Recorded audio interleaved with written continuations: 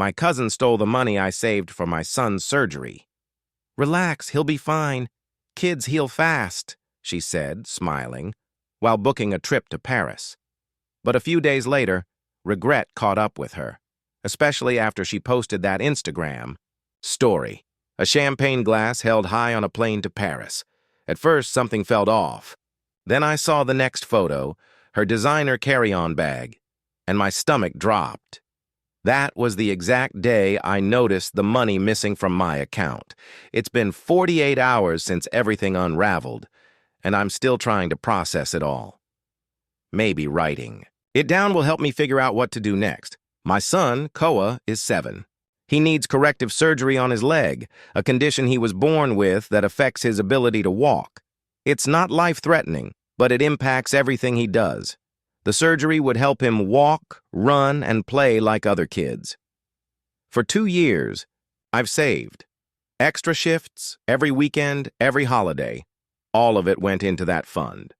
$122,000. It's not a fortune.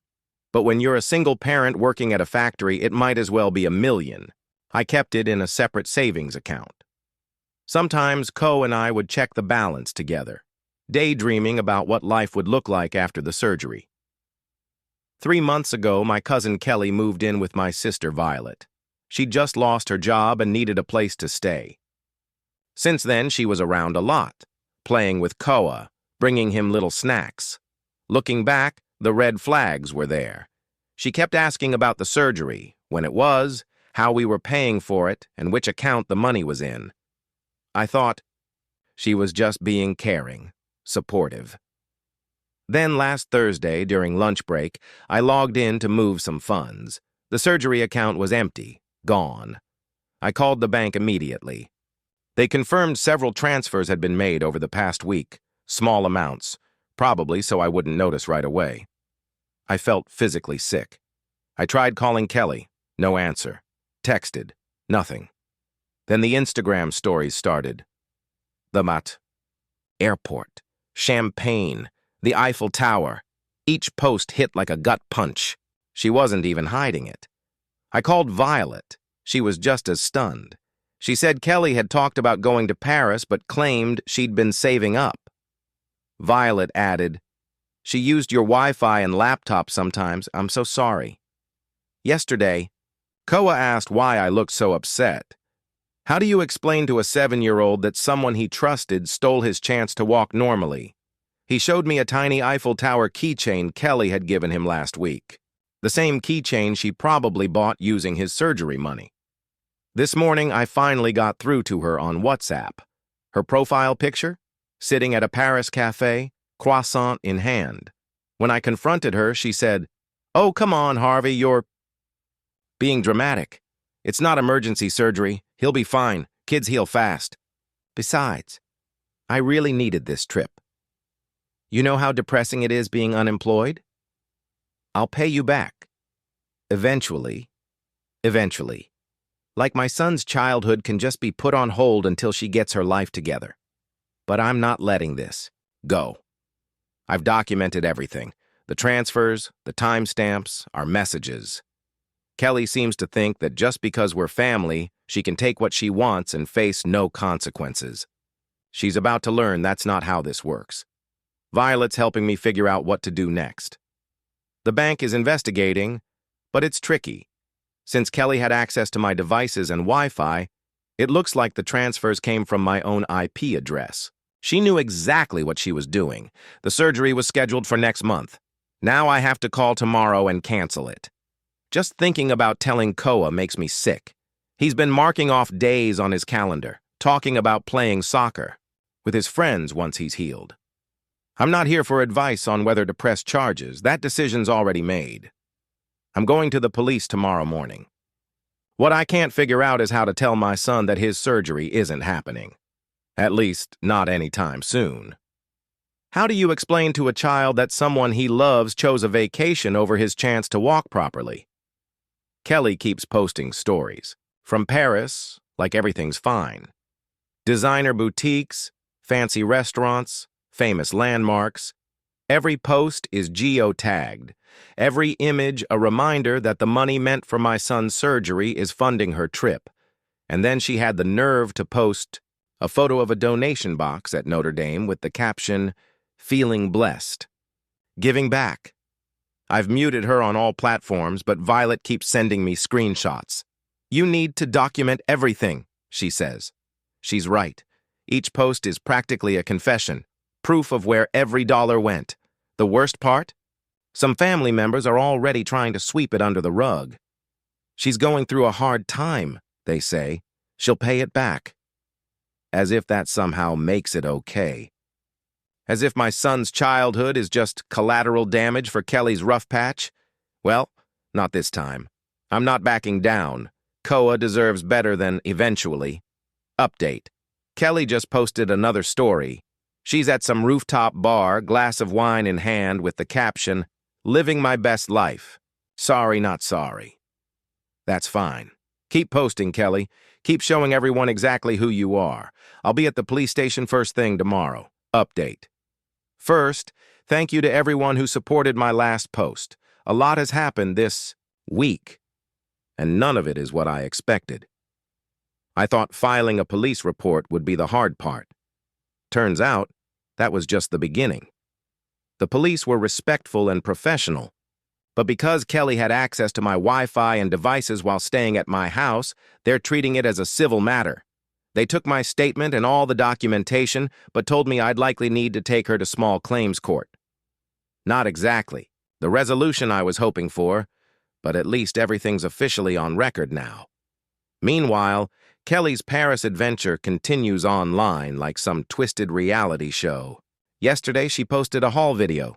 3 luxury handbags, new designer shoes, and what she called her Paris wardrobe upgrade. She casually mentioned how much she spent. The total could have easily covered Koa's surgery and recovery therapy. She even tagged the stores with the caption, "Living my dreams." Just wow. But here's where it gets interesting. Remember my sister Violet? She did some digging. Turns out Kelly's been telling different stories to different people in our family. To our aunts, she claimed I offered to help fund her fresh start. To our cousins, she said it was a loan we agreed on. To her parents, she insisted I was just being generous because we're family. Every version shifts the blame, but all of them have one thing in common. I'm the bad guy for wanting my money back. Kelly's parents even called me last night. They offered to help. Their offer? $2,000, paid in monthly installments over 6 months. Apparently, that's their idea of making things right, after their daughter stole $12,000 from her cousin's disabled child. I told them I'd rather see them in court. The silence that followed said everything. Ko's been asking questions. He's smart. He noticed I took down the calendar where we were counting down to surgery day. I told him we'd have to wait a little longer. He just looked up at me and asked, "Is it because Cousin Kelly needed the money more than me?" 7 years old, and he's already learning the hardest lessons about family. This morning, Kelly texted me, "Look, I get you're mad, but you're making this a bigger deal than it is. I'm not stealing. I'm borrowing. Besides, what's the rush? It's not like Ko's dying or anything. Kids are resilient." Resilient. Like that somehow makes it okay. Violet has been incredible. Through all of this, she's helped me log everything, every transfer, every screenshot, every post. She even set up a spreadsheet to track all of Kelly's purchases, using her own stories as evidence.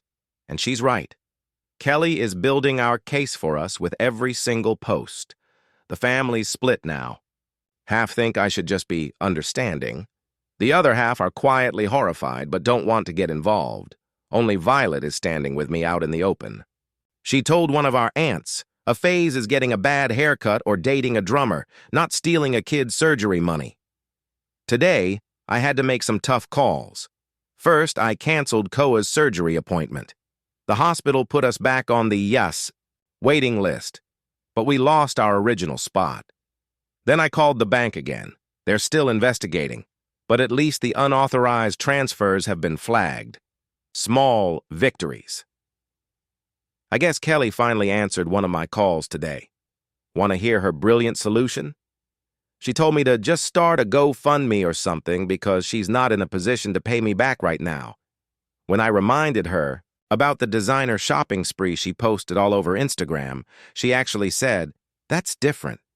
I needed those things for my image. How else am I supposed to network for a new job?" But the real kicker? Later that same evening, she posted a long Instagram story about toxic family members and learning to put yourself first. She even sprinkled in a few motivational quotes about letting go of people who don't support your growth. The irony would be funny if it wasn't so infuriating. I'm meeting with a lawyer next week. Violet helped me find one who offers free consultations. Of course, the family's already calling me dramatic for bringing a lawyer into family business. But you know what? I watched Koa at the park today, trying to keep up with his friends, limping but determined. That's all the motivation I need. Here's the latest development. Kelly's back from Paris. And instead of laying low, she's throwing a Paris-themed dinner party to share her travel experience. She actually had the nerve to invite me and Koa. The text read, "Let's put all this drama behind us." Koa would love the presents I got him. Presents, like a couple of tourist souvenirs, could somehow make up for stealing his surgery fund. The lawyer meeting is Tuesday. Kelly doesn't know it yet, but she's about to find out that actions have consequences, family or not. She thinks I'm being dramatic? Let's see how dramatic she feels when she gets served court papers at her little Paris-themed dinner. Update. Sometimes karma needs a little push. Things got worse before they got better, but I finally found a way to make Kelly face reality. I didn't go to her dinner party, but Violet did. And she didn't go quietly. She recorded everything, not in secret, just casually Instagram storying like everyone else. Kelly was in full performance mode, showing off Paris photos on her iPad, bragging about her purchases. Then she played a video that made my blood boil. She was at some cafe, raising a glass to the camera and said, "Shout out to my cousin Harvey's savings account for making this trip possible. Sorry, not sorry." Her friends were laughing in the background. She actually filmed herself admitting to stealing the money, like it was some kind of joke. Violet sent me the video right away. Kelly noticed and freaked out, started yelling at her to delete it. "It was a joke! You're ruining the party!" The whole event spiraled into chaos. Kelly's parents tried to calm her down, but she kept yelling about family betrayal. Here's where it gets even better. Remember how she said she was job hunting? Well, turns out she actually got a job offer. Violet found the listing online. It was for a financial coordinator, handling company funds. The job description even mentioned high ethical standards and confidential financial data. So I sent a short email to the hiring manager with public links to Kelly's social media posts. No drama, no commentary, just the facts. Here's your future employee bragging about stealing $122,000 from a child's surgery fund. She lost the job offer within hours. That night, Kelly showed up at my door, screaming, "You ruined my career. I was going to pay you back with that job." Koa was terrified. I had to call the police to get her off my porch. They already knew who she was from my prior report. After that, her parents saw the party video, and everything changed. No more excuses. No more defending her. They're now demanding she sell her designer bags and Paris wardrobe to start paying back the money. Kelly's response? She locked herself in her old bedroom at their house and started posting new Instagram stories about being attacked by toxic family members and how nobody understands mental health struggles. But the real breakthrough came at family dinner. At our grandparents' house, Kelly tried again to play the victim. Same routine, tears, blaming everyone else. But this time it didn't work. My grandfather, who never takes sides, looked right at her and said, "You bought 3 designer bags while Koa can barely walk properly." The whole room went silent. Kelly started crying, but not her usual crocodile tears. She looked shocked. Like for the first time, she realized no one was buying her act anymore. When I mentioned the civil court case, her own parents backed me up. She made one last attempt to guilt trip us. "But I'm family. How could you do this to family?" My response was simple. Koei is family too, and you chose handbags over his ability to walk. The fallout was immediate. Kelly's mom started listing her purchases online for resale. Her dad called my lawyer to begin a formal repayment plan. Kelly's still fighting it, still resistant. But now, she's completely isolated. No more family enabling her. No more sympathy. The designer bags are being sold. The Paris wardrobe's going too. Her parents are making her move back home and taking over her finances until every dollar is repaid. Turns out, Paris wasn't the only spending spree. She's got other debt she was hiding. Violet's been helping list things for sale. Every time Kelly sees another item posted, she throws a new tantrum. Yesterday, she tried to claim that some of the things were gifts, that we had no right to sell them. Her mom shut that down immediately.